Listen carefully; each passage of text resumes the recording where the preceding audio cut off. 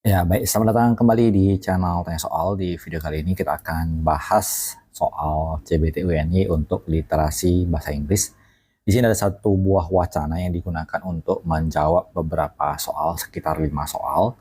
Dan untuk mempermudah pemahaman, kita akan coba bacakan teksnya dan kita terjemahkan sehingga bisa dimengerti. Mungkin bagi teman-teman yang kurang bisa memahami atau kurang perbendaharan kata dalam bahasa Inggris. Jadi kita akan coba. Pertama diberikan sebuah grafik yang membedah atau memberikan gambaran jumlah atau persentase penduduk untuk beberapa kategori usia, yaitu yang di bawah 15, kemudian ada yang 15 sampai 29, dan seterusnya sampai di atas 85 tahun. Untuk teksnya sendiri dapat diterjemahkan secara uh, kurang lebih saja ya.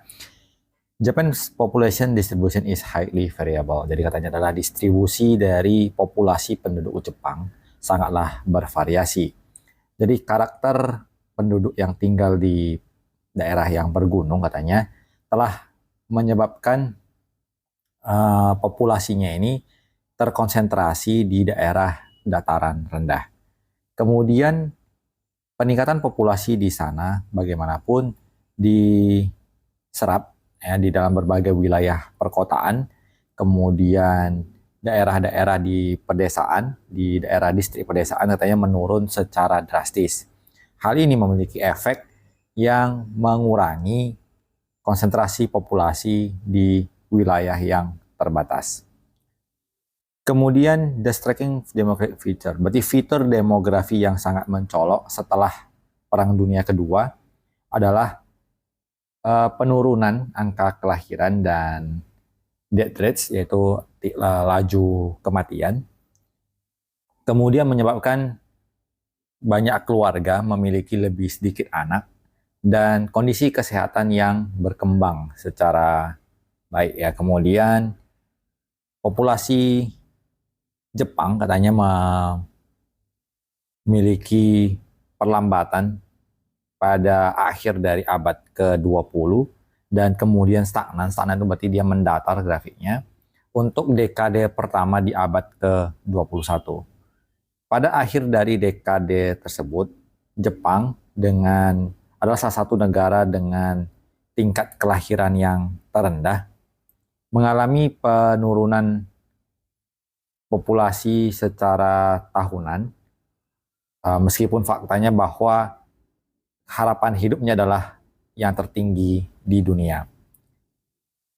Kemudian negara tersebut menghadapi dua masalah, yaitu menurunnya angka populasi dan mengalami penuaan. Jadi yang baru, generasi barunya terlahir lebih sedikit, tetapi yang generasi tua masih bertahan hidup. Kemudian ini kalau diterjemahkan lagi akan menyebabkan beberapa masalah di bidang pekerjaan, di bidang ekonomi, karena di masa-masa periode bahwa tenaga kerja ini sangat berkurang, pekerjaan dengan tingkat keahlian yang rendah akan dipenuhi dengan pekerja foreign, luar negeri, untuk sesaat. Kemudian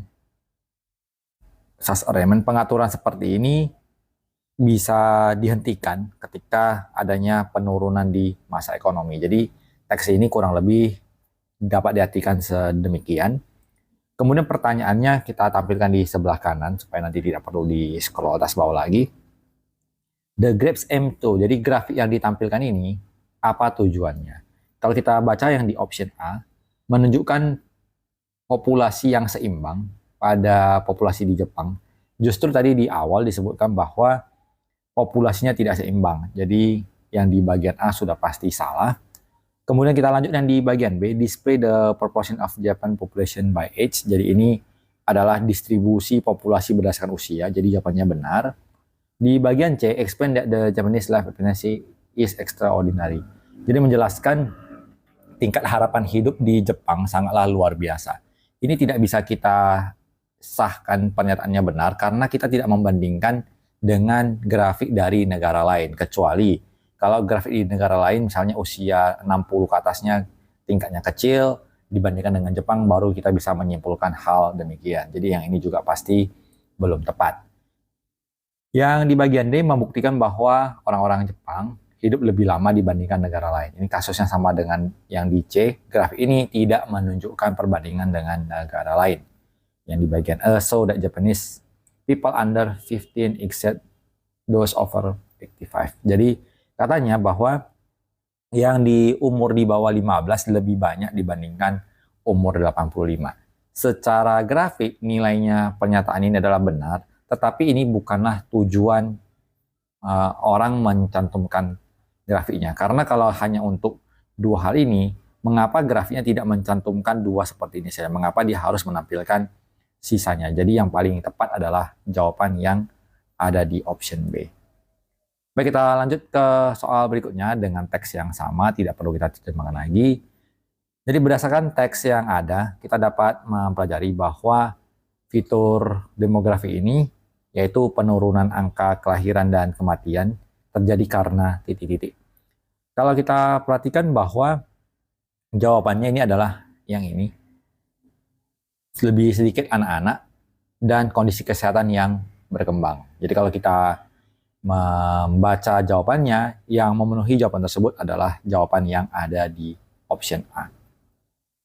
Kita lanjut ke soal berikutnya. What will probably happen to the Japanese population in the coming 10 years? Jadi kira-kira apa yang bakal terjadi pada populasi Jepang kira-kira 10 tahun mendatang.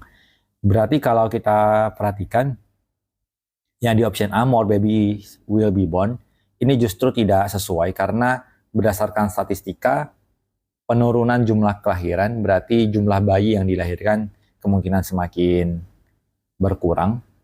Kemudian the number of old people decrease juga tidak tepat. Mengapa? Karena justru harapan hidupnya bertambah. Jadi justru jumlah orang tua kemungkinan akan bertambah.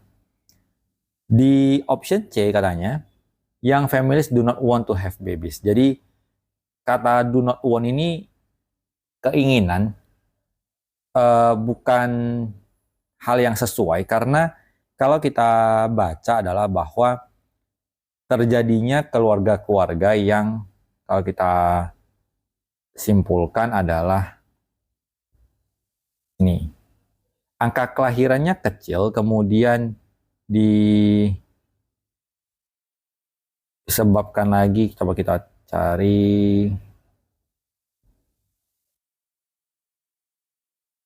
Oke, jadi alasan utamanya adalah bahwa tingkat kelahirannya rendah, jadi bisa saja mungkin ya dipengaruhi beberapa faktor, misalnya tingkat pernikahannya juga rendah dan lain-lain, sehingga bukan serta-merta bahwa keluarganya tidak menginginkan anak. Mungkin justru bahkan mereka tidak ada keinginan untuk berumah tangga seperti itu. Jadi banyak alasan di baliknya.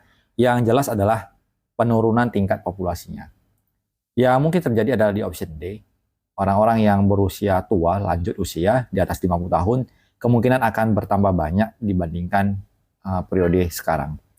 Kemudian foreign workers also get high skill job. Jadi ini salah karena berdasarkan teks pekerjaan yang diberikan kepada orang luar negeri adalah yang low skill jobs. Ya kita pilih jawabannya yang di option D. Baik, kita lanjut ke soal berikutnya dengan teksnya yang masih sama. Of the Japan's population graph, which component can create serious labor problem in the next decade. Jadi di antara 1, 2, 3, 4, 5, 6, 7, di antara 7 ini, kira-kira mana yang akan menyebabkan masalah serius di bidang ketenaga kerjaan? Ketenaga kerjaan tentu diisi oleh orang-orang yang di usia produktif. Kalau di masa depan, katakanlah dekade berikutnya, kisaran 10 tahun lagi, maka usia-usia produktif itu akan berada di atas 18, mungkin sampai di usia 30 tahun.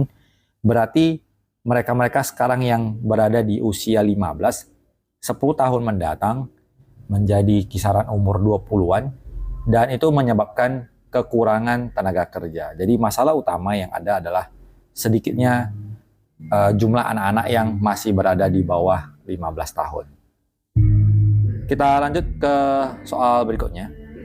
apa yang dapat diberikan sugesti ataupun saran untuk membuat populasi di Jepang lebih baik lagi. Kalau kita perhatikan adalah bahwa salah satu cara yang mungkin ya terbaik adalah memberikan insentif kepada keluarga yang ingin mempunyai lebih banyak bayi sehingga menaikkan tingkat kelahiran di Jepang. Jadi demikian pembahasan soal untuk kesempatan kali ini. Semoga bisa diikuti dan dipahami. Semoga bermanfaat dan sampai jumpa di video berikutnya.